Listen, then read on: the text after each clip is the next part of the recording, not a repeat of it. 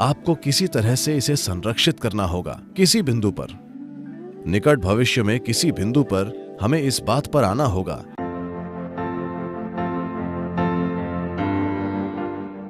देखिए, समस्या यह है कि आज आप एक ऐसे घर में चले गए हैं जो 10वीं मंजिल पर है और आप धरती से बहुत दूर हो गए हैं, और धरती पर चीजें कैसे काम करती हैं इसका आपको कोई बोध नहीं है।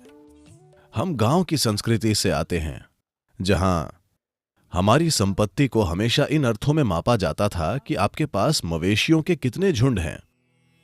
आप पीछे मुड़कर महाभारत की ओर देखिए, और दूसरी बात, वे हमेशा मवेशियों के झुंडों की बात करते थे। आपके पास कितने गाय बैल हैं, ये संपत्ति है।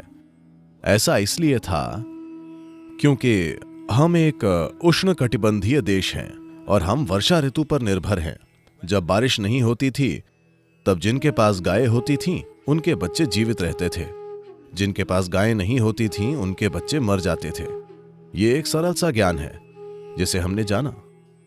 तो एक पशु जिसने हमें दूध दिया, जिसने हमारे बच्चों के जीवन बचाए, हमने अपने जीवन में उसे पवित्र माना। सिर्फ यही नहीं, गायें कहीं और अलग पशु फार्म में नहीं रहती थीं, वे हमारे घरों में हमारे साथ रहती थीं। इसलिए एक अंतरंग संबंध था, बहुत ज्यादा अंतरंग। मुझे आपको यह बताना चाहिए, मेरी एक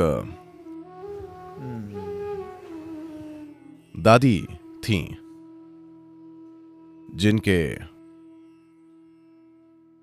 पास एक गाय थी।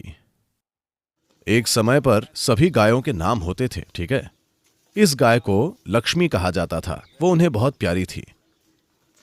84 या 85 की उम्र में मेरी दादी गुजर गई।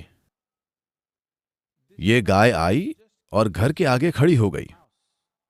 6 दिनों तक उसने कभी कुछ नहीं खाया, कुछ नहीं पिया, और 6 दिनों बाद वहीं मर गई। तो एक गाय इस स्तर की भावना दिखाने में सक्षम है, मैंने खुद देखा है। देखिए, जब मैं बड़ा हो रहा था तो मेरी दादी हमेशा एक गाय को दिखाकर मुझे कहती रहती थी, तुम इस गाय का दूध पी रहे हो, ये तुम्हारी दूसरी मां है। वे वास्तव में खुलकर मुझसे कह रहे थे, मान लो तुम्हारी मां मर जाती है। मैं बस 2 साल का बच्चा था।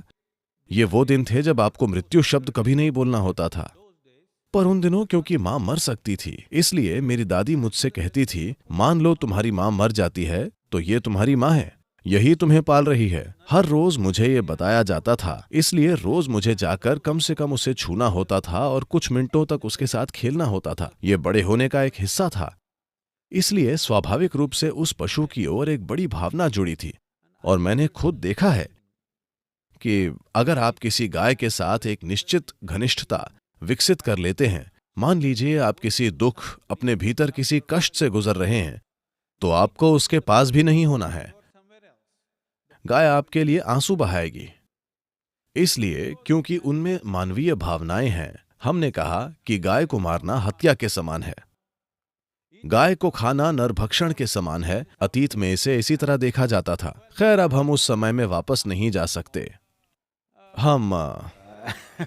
हम समुद्र की सबसे बड़ी गहराइयों में जाएंगे और उसके तले में जो होगा हम उसे उठाएंगे और खा जाएंगे। इस ग्रह पर हमने हर चीज का शोषण करना सीख लिया है।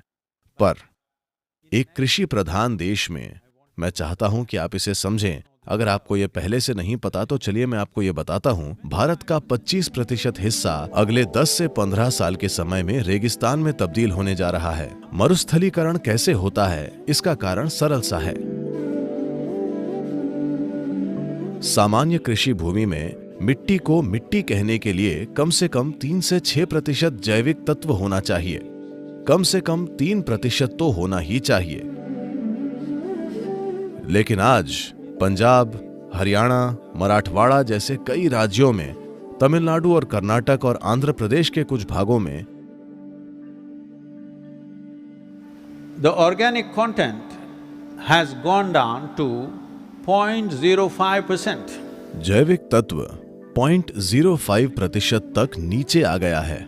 इसका मतलब अगले 3 से 5 सालों में ये रेत बन जाएगी। अगर आप मिट्टी से जैविक सामग्री हटा देते हैं तो मिट्टी रेत बन जाएगी। अगर आपकी मिट्टी रेत बन जाती है तो हम कहते हैं आपका देश एक रेगिस्तान है ना? ये दूर कैसे जा रहा है मुझे नहीं पता। युवा शिक्षित लोगों को इन चीजों के बारे में सोचना चाहिए, पर दुर्भाग्य से हम ऐसा नहीं कर रहे हैं। देखिए, आप 1 एकड़ जमीन लीजिए। अगर आप 1 एकड़ जमीन लेते हैं, अगर आप मान लीजिए 2 टन कोई फसल उगाते हैं, तो आपने जो हटाया है वो 2 टन ऊपरी मिट्टी है। तो अगर आप जैविक सामग्री को वापस मिट्टी में डालना चाहते हैं तो सिर्फ 2 तरीके हैं, पेड़ों की पत्तियां और पशुओं का मल। पेड़ बहुत समय पहले ही जा चुके हैं, पशु आप खुद उन्हें खाना चाहते हैं। आप मिट्टी का संरक्षण कैसे करेंगे अगर हमारी मिट्टी रेगिस्तान में तब्दील हो जाती है?